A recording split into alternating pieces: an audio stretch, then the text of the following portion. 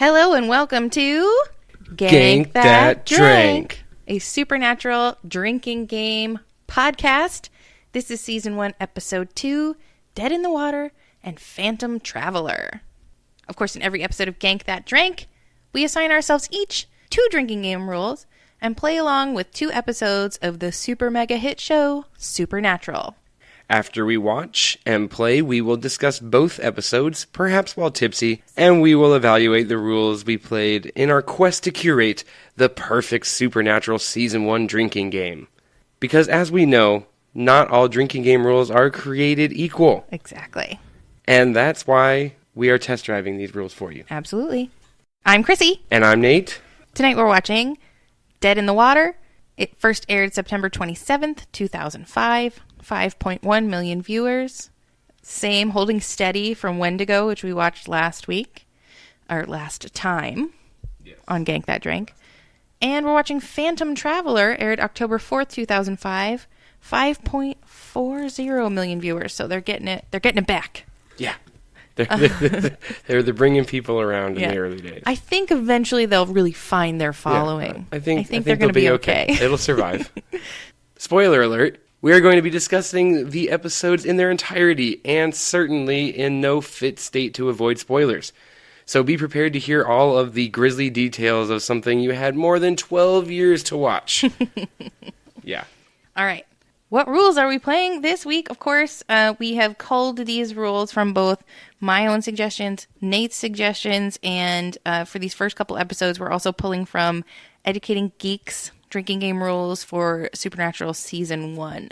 So we've each got 2, and then we've got one we're both going to be playing. So what's your first rule? My first rule is called Someone Dies. That would be every time someone dies, take a drink, and then take 2 drinks if you cannot remember the person's name or if they never said it. And I think that was suggested from Educating Geeks. Yes, I believe that. That's Educating Geeks suggested. Sorry, I keep forgetting to read that part at the end. What is your first rule? My first rule is awesome pun.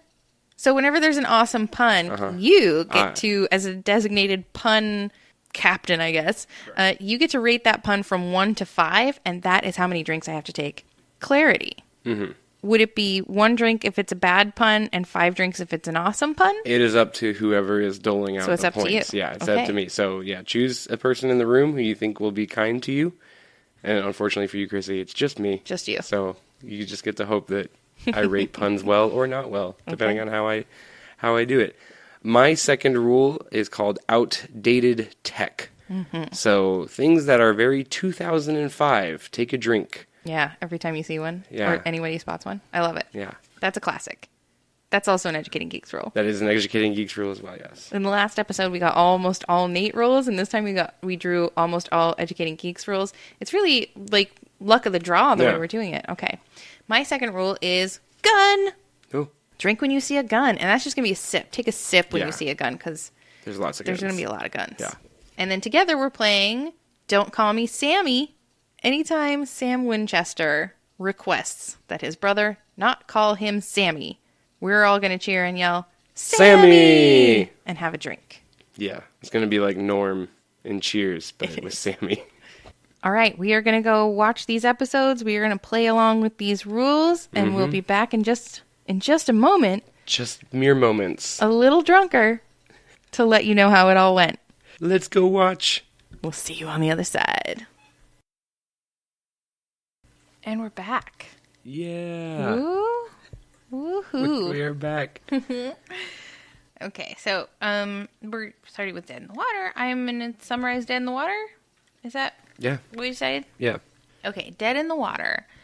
Dean is like on the prowl for something to hunt. Oh, from the get-go. Sam is a little frustrated because he wants to find Dad. He wants to find out what happened to Jess, and Dean has to sort of give that speech again. Look, the trail's gone cold. In the meantime, we've got to find whatever bad thing we can find and kill it. Oh, you were referring to ghosts. Or not What? ghosts. You were referring to supernatural things that Dean was on the prowl for. What? I thought you were talking about Dean being on the prowl for women. Oh, for women. Because out the gate in this episode, he's on the prowl for women. And he just was in Wendigo, too. No, he's like So at first, Sam is reluctant to take on this case that Dean has discovered because he wants to find Dad, and he's just dogged in this. He's only in it to find out what happened to Jess, and then he wants to move on. But Dean is stuck to his mission that saving people, hunting things is putting marks in his good column. So he finds this case of a lake where many people have drowned and no body has been discovered. A young girl we see in a very Jawsy reference. There's a lot. This episode is very referential, and I want us to chat about that a bit. A young girl who's a strong swimmer is missing, presumed drowned, as many have been before her in this lake. So Sam and Dean show up. They roll up. They investigate. There's no sonar. No one finds anything in this lake. A young man is drowned in his sink. They think something more is happening. They meet a troubled young man, like a 7, 8, maybe 9, 10-year-old, who's clearly traumatized. He's seen his dad drowned. He's possibly having visions. We get to know a little bit about Dean and his affinity for kids, particularly like young men who are about the age that he would have been when he lost his mom, especially those who have suffered trauma or lost a parent. They find out that the sheriff and someone else in this town drown a young boy's a vengeful spirit who's drowning their own kids until he eventually gets them. Sam and Dean, of course, solve the case. Get rid of the ghost. They don't really get rid of the ghost. The ghost sort of gets rid of itself. They assume the ghost is going to go away based on the sacrifice that happens. They do. And they save Amy Acker of Buffy. No, not of Buffy. Of Angel. And Joss Whedon, other projects. IMDb it. And they save the creepy little Sixth Sense kid, and they save the day. I changed my mind about this one. At first, I thought it was a must-watch, because you learn of Dean's really deep connection to saving kids. Not just saving people, but really helping kids. And I changed my mind to decide that it is skippable. Yeah, I'd say it's probably skippable. There are some great things in this episode. I love one of my favorite versions of Dean, which you've already alluded to and referenced, is I love Father Dean, is what I call him. Papa Dean. Papa Dean. There are several episodes where Dean kind of takes a kid under his wing. Some episodes are where he thinks that might be his kid. But this is kind of the first time. You haven't even really dug down deep into the heart of that. I know. We all will understand that my references will be for short term for the time being, but we see Father Dean, and we see him really kind of take a kid under his wing, especially a kid who is, like you said, similar age to when he was when his mom died and is going through similar things. That was my second note. My first note on here, I said we got a real Lake Placid situation going on here. So all the things I counted that were referenced really on the surface. In this episode. X-Files, so obviously. To speak. Get it. Lake Placid. Jaws. Yep. Jaws. We get the cool The Jaws Shining. undershots. We get, Friday the 13th. Yes. I was trying to, I thought there was one more, but I didn't write it Maybe down. it'll come to us. We also get some more cool X-Files nods in this one. There is an episode of X-Files where people drown through, it's a water-based thing that is drowning people in the Everglades, I believe, during a hurricane, and it kind of pulls people through the sinks, and so the death we see at the sink is very similar to what we see. And this comes back also in later seasons of Supernatural. But also, like, it's really significant how early we are in the season, because the music is not yet classic rock. It's generic. It's what you get on, like, GarageBand. Yeah, it's like GarageBand. It's like duty free. That's not right. Royalty free. It's royalty free. It's duty free. And when they give their names as agents, they give the names Ford and Hamill, which are Star Wars references and not classic rock references. Correct. Which, that's going to change soon. And I feel like that would have been a good one for last week's drinking game rule, which was the pop culture rule, which didn't come into play very often. No, it would have at least happened that one time in this. There were several rules that we would have played. If we had played them from last week's episodes to this week's, they would have been a little more hearty. You know what I like imagining is, like, so this is a disturbed child episode. It's one of many Dean we get a lot Dean of those. plus disturbed kid.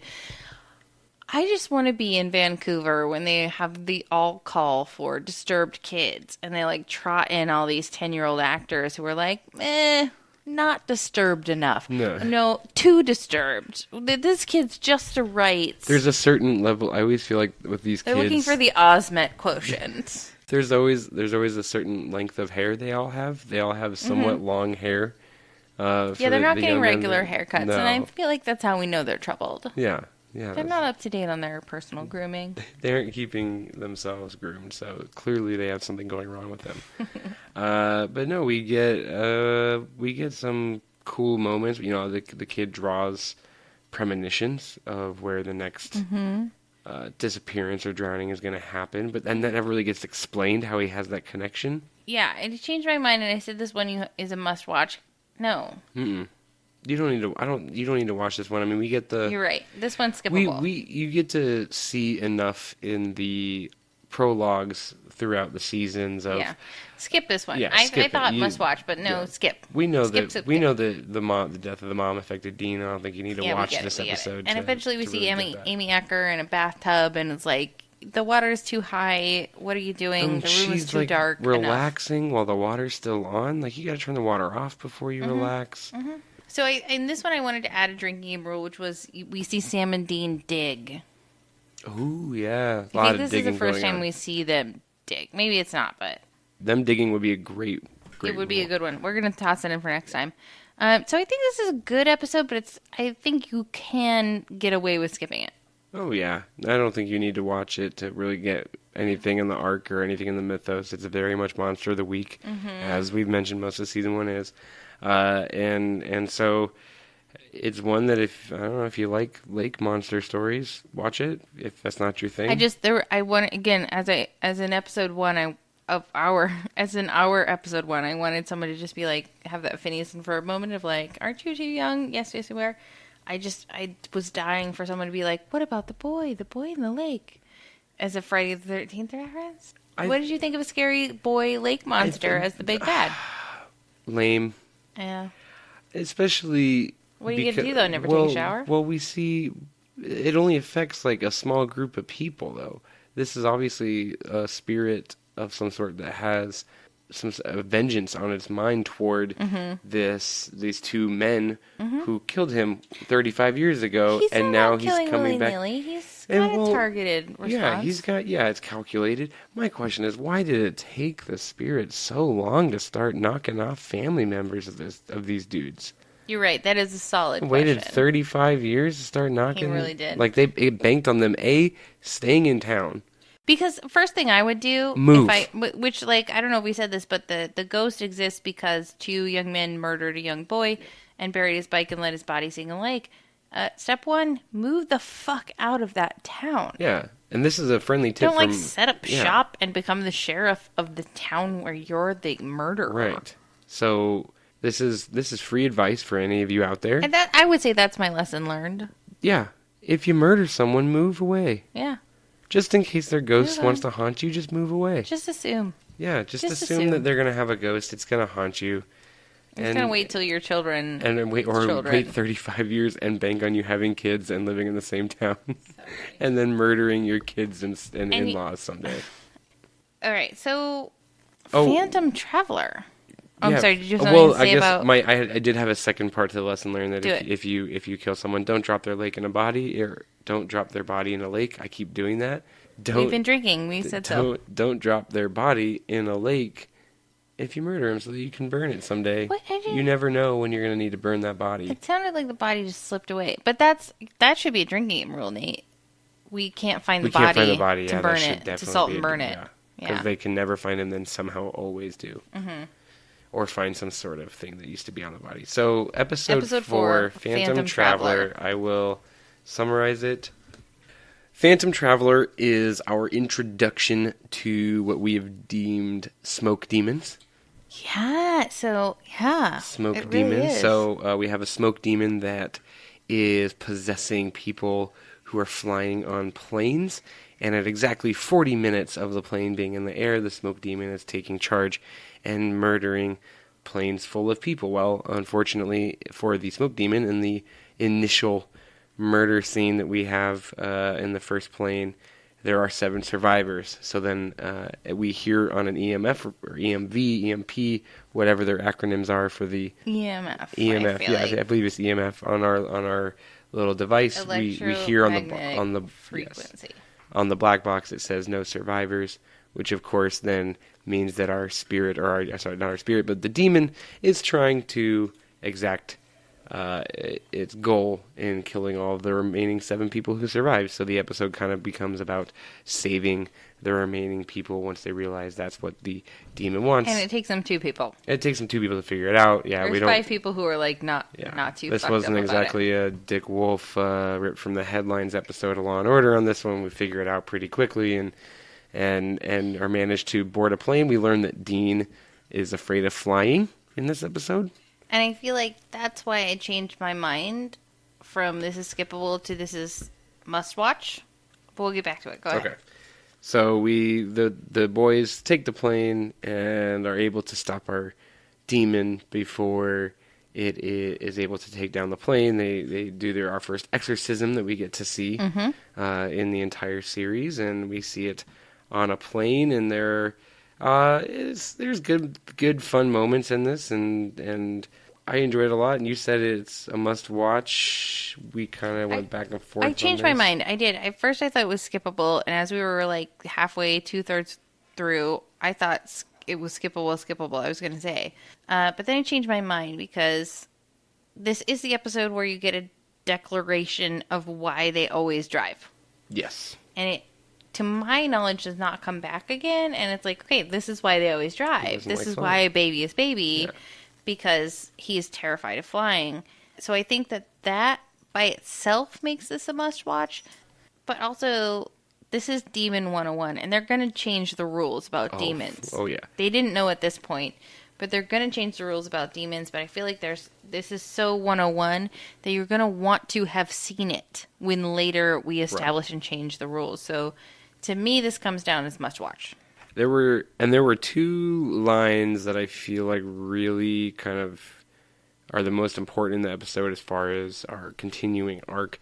And they kind of came right back to back together. Dean says that demons want nothing but death and destruction, and that quote, "This is not our normal gig," implying that prior to this, they did not hunt demons, which becomes is why they don't know. Which is why they don't know. To me, watching this, I was like, oh, how cute! They don't have it memorized. Yeah, they're looking up the incantations. And having to read it, and the journal gets kicked away. Yeah, and Sam says at one point, when he's like, I think I found one that will work. Like, they don't know automatically. This might be the only time we see them like with a doubt that it's going to work. That's going to work. I think that's so cute. But I also find the line interesting that demons want nothing but death and destruction to be interesting because it really shows that they don't know a lot about demons. They don't know that it was a demon that killed Jess and their mom. They don't know any of this. And you forget that because they learn it pretty quick. There's no Cass. There's no yellow eyes. There's no they're so alone. Yeah. And so... And it's like, it's a must watch so that later you can look back and say it's cute. Yeah. I thought it was really interesting that, like, in the beginning of this episode, we hear Dean saying that he's not afraid. He doesn't lose sleep because he's not afraid. Then we get that bitch on a plane, and he's scared. Freaking out. He's scared. Yeah. This is also a very, like, this to me, episode-wise, was so referential of X-Files. Oh, entirely. We see their first suits. The boys go get their first suits. It's adorable. That was another reason why I changed it from skippable to must watch, because you gotta see them get their suits. They get their suits. First Black Eye Demon, first Smoke Out Monster, first suits. This is a big episode. Yeah.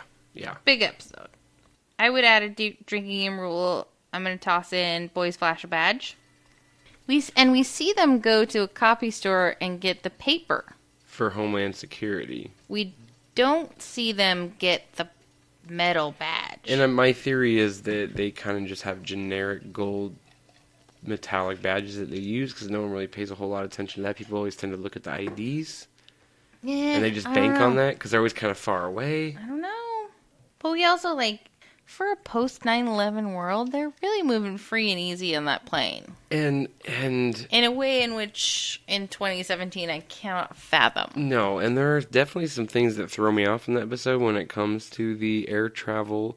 They are kind of in backwoods Pennsylvania, kind of what seems to be not exact. You're not in Philly or Pittsburgh or anything like that. They're kind of in small town Pennsylvania, but the airport seemed big. For a small town, it seemed like a big airport, and they also clearly got more than 3 ounces of holy water on that plane. And I don't, and we're talking about 2017 eyes were agog. I don't know when they started doing the certain amount of ounces of water, but it might not have been as early as 2005. I don't know, it might have been. I feel like we have to look that up when we are sober because I don't know remember. if I stand by that. But they definitely get a lot of things. They also call her a stewardess. Which is awkward. And I feel like we were flight attendants at that point. We definitely were. But we know Jean's chauvinistic capabilities. The Jean's chauvinistic capabilities sometimes know no bounds. And no, it's they get away with a lot. Like, I don't know in what post 9/11 flight would have you able to attack a co-pilot and have the stewardess be mostly on board with it. Right. She seemed to be taken aback, but didn't seem to want to stop either of them. So I'm going to add a drinking game rule too, which is like anytime Sam and Dean give the speech, and in fact they overtly reference, I don't have time to give you the truth is out there speech. And that's what they're giving us, the truth is out there speech. I think that should be a drinking game rule. Yeah. Yeah, because they always reference it and never give it. So let's talk about, what was the lesson learned? What is the lesson learned for Phantom Traveler? This one was a tough one. I kind of scraped one together based on the very beginning of the episode. Mm-hmm. When our I almost called her a stewardess, when the flight attendant sees our demon and sees his eyes, very dark black eyes, and gets freaked out by him. She doesn't say anything. And so my lesson is, if you see something, say something. If you think you see a demon, just mention it to someone. Oh, yeah. Okay. And so, like, one of the passengers, who's also a survivor, checks himself into a mental hospital. But when Sam and Dean go to talk to him, they're like, no, I was delusional. So first of all, if you know that you're delusional, what are you doing in mental hospital? Because you're healthy. You're fine. Yeah. You didn't believe the delusions. Yeah. So get the heck out of there. Get back to your job. I don't know. Mm. Yeah, I think that's a good lesson learned. I would also say lesson learned, memorize that exorcism speech, boys. Yeah. Learn better Latin. Well, and then so we also get a fun moment. I guess if you're a lesson learned could be if you're trying to just figure out if someone is a demon or not, and you are trying to say the word Cristo, maybe come up with a sort, maybe slip it in somewhere. Don't just abruptly say Cristo and have them turn around. Cristo. Just get on that loudspeaker and be like, Cristo, and whoever is cringing in terror. You could just say, like, one of my favorite books. You want to borrow this book, The Count of Monte Cristo? And say it like real loud. Want to go to Bennigan's and order a Monte Cristo? And that's all the ways you could suddenly drop Cristo wrapped up into one. Let's evaluate our drinking game rules. Outdated tech was, I think, the most played one this time. It got intense. The outdated tech got intense. And we fluxed it a bit because it happened 10 times. But we counted that they made badges for Homeland Security because they were like, this is a new thing. We're on the cutting edge. And we counted that they got to bring the water on the plane. So we counted that as outdated tech. Yeah, 2 kind of outdated things. I think that's a good rule, especially in these early seasons. Oh, yeah. We got to hang on to that. Flip phones, the heavy laptops. We did not count, and it was because we didn't think about it till after. I didn't. At one point, Sam is flipping through a newspaper, or Dean is flipping through a newspaper. To me, that would count as outdated tech these days. Yeah. And so, the outdated tech for sure, between different scanners and just all sorts of little technological non-advancements that they have. Yeah, that's definitely a keeper, is outdated tech. All right, awesome puns. So this, we were really generous with it. We counted it 6 times, but we were really being generous. And you gave me a fair amount of drinks for each one. I feel like this one we need to recycle. We need to put it back in the rotation. It has potential, It just didn't happen this time. And it's one that I would definitely say if you have it with maybe 5 or 6 other rules with a group of people and you're watching good. 2 episodes in a night, perfect. There it is. Perfect. And then Someone dies. yeah. This was a big one too. We got 5. I think you're almost always We got guaranteed 11. to get And we could have had up an to episode. 200. We could, yes. There were no, actually 93 on the Yeah. plane that died. Someone dies, I think you're at least always guaranteed to have 1 drink At per least episode. Most episodes, I would say 2. So that's a solid. So it's a solid one for sure. And I like the little addition to where if you can remember their name, you only have 1 drink. If you can't, then 2. Because there was a minor character who we remembered their name. Yeah. And I only had to take 1 drink. So Okay, so when you see a gun, this happens 6 times. This is an easy to miss one. And I don't know if it's a good rule. I don't know if I love it as much as some of the others, but we'll keep it in our minds. yeah, I don't know if guns, and maybe I don't know about later on, but guns don't play like they're not always shocked by guns, or they're not. I mean, they obviously use guns themselves, so it's not. And then our shared rule, much like the creepy Easter egg, Sammy never asked to not be called Sammy. It never happened, so we're going to have to recycle that one. Or that might just be one we keep. We might just keep that one as a generic season-long Because it's not going to rule. happen much. No, it's not going to happen much. But when it does, we want to be ready for it. So maybe we need to up the drink factor. Okay, anything we missed that you want to toss out? No, nothing. Oh, you know what? There was a really nice moment at the end. So we didn't talk about how in Phantom Traveler we meet for the first time this character who has history with them. Who has like sort of Doc Brown unexplained history with them where he has worked a case with Dean and Dad. We hear from him that Dad talks about the boys, is proud of the boys. This is new information, especially to Dean. To Sam it's sort of novel. To Dean it's meaningful. This guy has a history with them, and so he's willing to sort of be that sort of lone gunman proxy and get things for them and test things for them and so on. I thought it was really nice that moment we get right at the end where we learn that Dad has changed his outgoing message to say, "Call my son Dean." It's both sad and lovely. And that's so Supernatural. Yeah. Sad and lovely. Well, and it's a nice moment we learn a little bit more each episode about Papa Winchester, and this is like a good little tidbit to like, hey, this guy is out there still, he knows kind of what his sons are up to, and that real not omniscient, I like shows where they have a character that's not in the picture, but is connected and knows what's going on. Dad is sort of our cigarette-smoking man. He is, yeah. He really is. He is, it's a nice little moment at the end there. Other than that, no, I don't have anything really to add other than I'm excited that we got to our first demon, and now we can go from there. All right, so come back and join us again. Our next episode of Gank That Drink, we'll be watching Bloody Mary and Skin. I know, right? So we'll be playing on with all new drinking game rules, so please be sure to join us. If you have a suggestion for a drinking game rule or suggested cocktail, or if you played along and want to let us know how it went, please comment on the blog on mostexcellentpod.com or comment on the Facebook group, Most Excellent Podcast Network. We can't wait to include your rules as well as ours. As always, you can find out more on mostexcellentpod.com.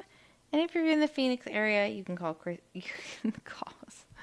It's so hard. As always, you can find Chrissy and Nate at NCT Phoenix. That's nctphoenix.com. N for National, C for Comedy, T for Theater, and Phoenix, all spelled out. .com. Thanks for listening, and remember, drink responsibly, and remember your Gank That Drink lessons learned. Which were, if you murder someone, move away. And if you see something, say something. We'll see you next time. As always, when you're out there in the world saving people and hunting things, be sure to keep the Most Excellent Podcast Network slogan in mind.